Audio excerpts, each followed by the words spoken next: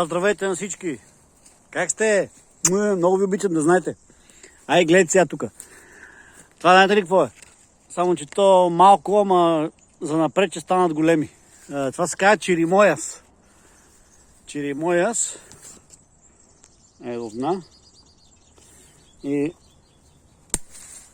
Това се казва манго. Това е малко декоративно манго.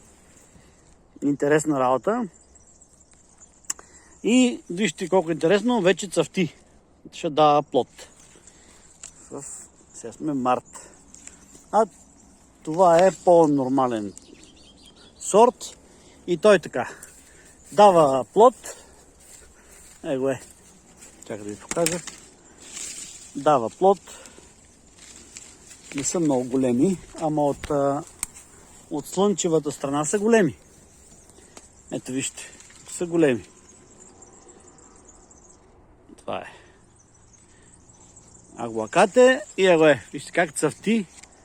Още не съм имал обрали плодовете и вече цъфти. Айде, виждате ли какво става в тази Испания? Его е. Природа. Ето това. Това цъфти. Това е портокал. Цъфти. То така и не го обрахме. Така и сполупада по земята. Това е манго. Ето виж колко красиви такова кълнове направо отгоре по върховете. Гледайте, пълен е. И еги лимоните са пълни, някой ги яде. Там имаме портокали. И тях няма кой да ги яде. И изобщо на диета сме. Айде до после.